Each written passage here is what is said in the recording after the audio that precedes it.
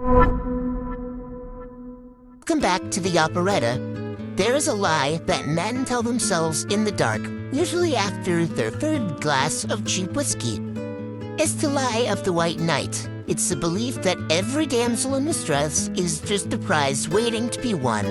And if you can just slay the dragon, or in this case the husband, you earn the castle. We convince ourselves that we are the predators in the concrete jungle. We think our cynicism is a shield and our experience is a weapon. But the city is old and it's hungry. It knows the easiest way to catch a rat isn't with a trap. It's with a piece of cheese that smells like everything you ever wanted. In tonight's story, we meet a man named Jack, a man who calls himself a finder.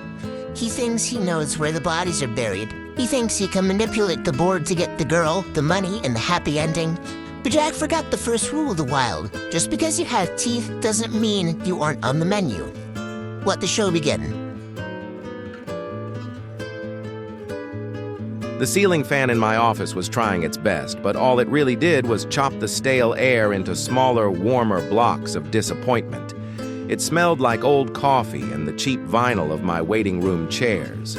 I was staring at a water stain on the plaster that looked vaguely like the state of Idaho, wondering if I should bill my last client for the bourbon I drank to get through his custody hearing. Then Veronica Mackey walked in and the world hiccuped. The first thing wasn't the sight of her, though she was the kind of woman who made you realize that beautiful is a word used by people who haven't seen the real thing. It was the sound. The low, buzzing hum of the fluorescent tube above my desk spiked into a sharp, angry scream, like a hornet trapped in a jar, before dimming down to a sickly, flickering orange. The radio in the corner, tuned to the jazz station I keep on to drown out the city, dissolved into a wash of white static that sounded like waves crashing on a dead beach. My watch, a sturdy mechanical field piece I'd worn through 2 wars and a divorce, stopped ticking. The second hand simply froze, terrified of measuring the time she was about to take. Mr. Cole, She asked. The static in the room seemed to bend around her. She was a vision in charcoal silk, her skin possessing a luminosity that made the grime of my office look even filthier by comparison. But it was the pull that hit me hardest. It wasn't just attraction, it was a magnetic shear, a gravitational demand that yanked my center of gravity toward her. It was the feeling of standing on the edge of a cliff and feeling the void call your name. That's me. I stood up and I felt the hair on my arm stand up with me. The air smelled of ozone, crushed lilacs, and something older, like wet copper. "What can I do for you, Mrs. Mackey?" it's my husband, Arthur. She said. She didn't sit. She paced, and I watched the shadows stretch toward her heels like they were trying to catch a ride. He's fading. He's cold. He won't let me touch him. She turned to me, eyes swimming with a desperate, terrified confusion that I desperately wanted to soothe. He treats me like a disease, Mr. Cole, like I'm something that hurts him. I felt a surge of adrenaline, hot and sharp. It was a territorial instinct, primal and stupid. I hated Arthur Mackey instantly. I didn't know the man, but the thought of him rejecting this creature, this source of gravity standing in my office, made my hands curl into fists. "You think he's cheating?" I asked, my voice sounding rougher than usual. I think he's trying to leave me. She whispered. Please, find out why. I took the case. The retainer check she wrote was heavy, the paper thick and creamy, but I would have done it for free just to stay in her orbit a little longer. But I'm a professional, a finder. I don't go in blind. Before I even looked for Arthur, I looked for the ghosts. I pulled the files on Veronica Mackey. She was a widow twice over, 2 husbands in 10 years. The reports were tragically boring on the surface, but if you knew how to read the silence between the words, they were screaming. Husband 1, deceased at 32, cause, acute anemia and cardiac arrest, formerly a linebacker for the State University. Husband 2, deceased at 29, cause, failure to thrive, a medical euphemism for he just stopped being alive. I sat there in the dark, smoking a cigarette, the smoke curling around the photos of these men. They looked frail in their final days, brittle, hollowed out, and I laughed. Weak, I whispered to the empty room. They couldn't handle the woman. Hubris is a hell of a drug. I didn't see anything wrong. I saw a tragedy. I saw a woman so vibrant, so full of life, that she burned through men who were made of cheap kindling. She didn't need an anchor. She needed a conductor. She needed someone with iron in their blood, someone like me. It wasn't a warning, it was a challenge. I found Arthur Mackey in the public library. He wasn't just hiding, he was working. He was tucked away in the back of the reference section, surrounded by stacks of books that smelled of mildew, dust, and fear. Archaic wards, the lesser key of Solomon, energy dynamics of the spirit. Arthur looked less like a man and more like a sketch of a man done in gray pencil that someone had tried to erase. His skin was translucent, the blue veins pulsing sluggishly at his temples. He was shivering violently, despite the heavy wool coat he wore indoors. He looked like he weighed less than his own shadow. I pulled a chair out and sat opposite him.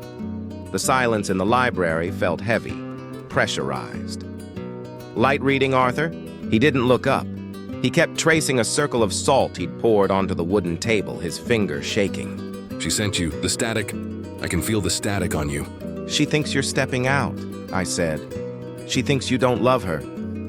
Arthur looked up then. His eyes were sunken craters, rimmed with red. Love? You think this is about love? It's about thermodynamics, Mr. Cole. It's about consumption. He shoved a book toward me. It was open to a woodcut of a leech with a woman's face.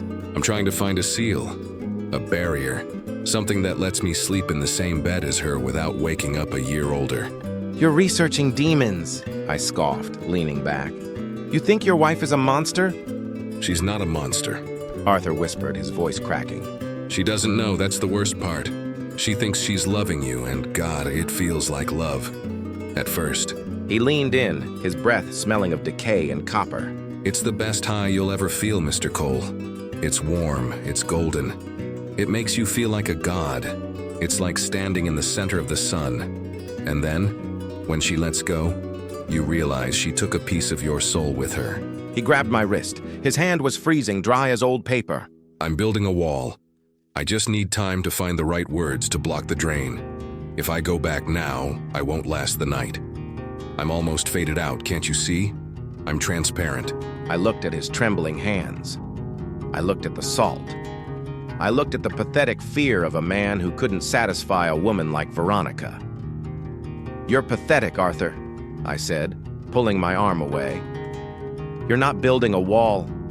You're just hiding from the fire because you're afraid to burn. I went back to the penthouse. The elevator lights flickered and died as I reached her floor, forcing me to pry the doors open. Veronica was waiting in the foyer. The air pressure dropped the moment I stepped inside, my ears popping like I'd just ascended to high altitude. Did you find him? She asked, wringing her hands. Is there someone else? There's no one else, Veronica, I said, my voice smooth, confident. I was the finder, and I was about to bury the truth to get the gold. I watched the heartbreak shatter her face, and I felt a surge of possessive rage. I wanted him gone. I wanted the seat at the head of the table. I found him at the courthouse, I lied. He was looking up divorce attorneys, asset liquidation. He's trying to figure out how to cut you off and leave you with nothing. Why? She sobbed, collapsing onto a velvet ottoman. I gave him everything. I gave him all my love. Because he's a coward, I said, stepping closer, feeling the static raise the hair on my neck. And he's terrified of a strong woman. Arthur Mackey jumped from the George Washington Bridge 2 nights later. He left his coat and his books on the railing. He didn't have the strength to fight the current. Gravity finally won the argument. I waited for the funeral to pass. I waited for the lawyers to clear the estate. Then, I went to claim my prize. Veronica was standing on the balcony, looking out at the city. She looked diminished, pale, the glow dampened by grief. But when I stepped out, she turned, and the spark returned. The bug zapper buzz in my ears returned. The air grew tight. Jack, She whispered. you're the only one who stayed. I'm not going anywhere, I said. I felt invincible. I felt like I could swallow the sun. I'm so cold. Jack, She said, stepping toward me. hold me just for a minute. I need to feel real again. I opened my arms. I wanted this. I wanted to show Arthur Mackey's ghost what a real man could handle. I wanted to prove I was the conductor she needed. She pressed against me, and the world exploded into gold. Arthur was right. It was euphoria. It was a rush of heat so intense it felt like I had injected pure liquid sunshine into my veins. Every nerve ending in my body sang. I felt stronger, faster, more alive than I had ever been in 40 years of living. It was a narcotic bliss, a siren song woven into the very fabric of my DNA.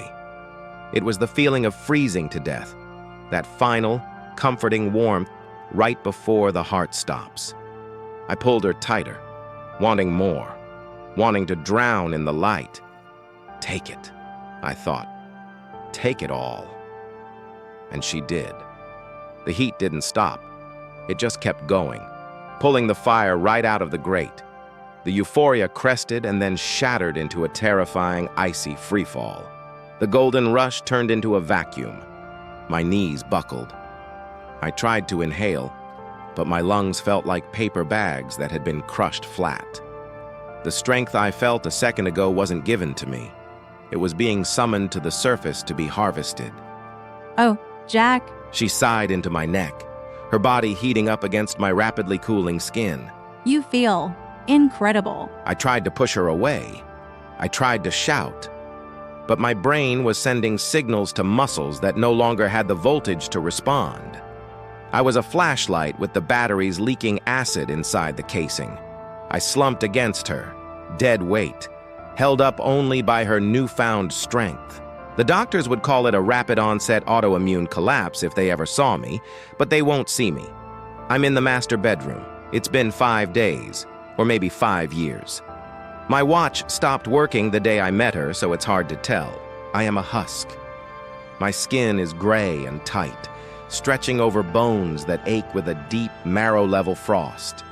I can move my eyes, and sometimes my fingers, but walking is a memory. The expensive silk sheets feel like granite against my skin because I have no body fat left to cushion my bones. The door opens. Veronica breezes in. The static on the baby monitor in the corner spikes to a scream before she turns it off. She looks magnificent.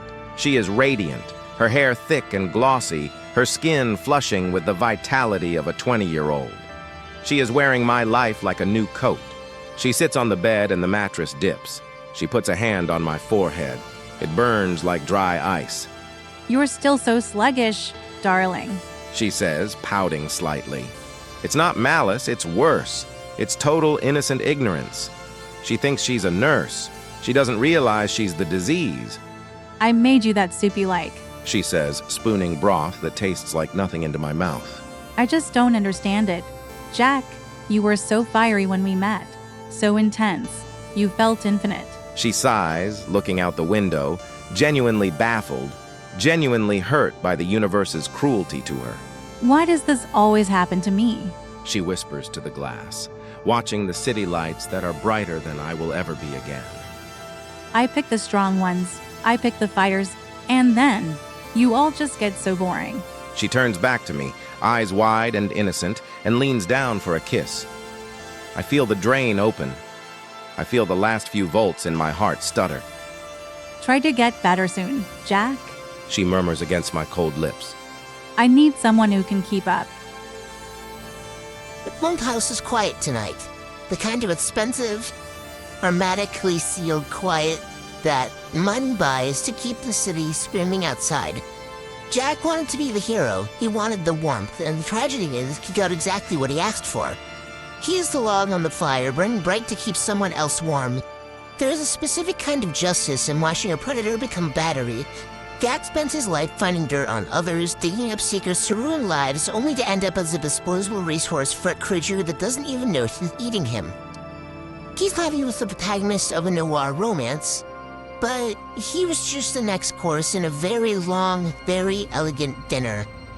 Veronica is sleeping soundly, fully charged. Jack is awake, staring at the ceiling, fading into the static. If you find a grim satisfaction in the silence of the aftermath, if you enjoyed watching the arrogant dissolve into the void they created, leave a like and subscribe. Helps the algorithm find some more husk for us to examine. Enjoy the warmth while you have it. Until the next movement, sleep.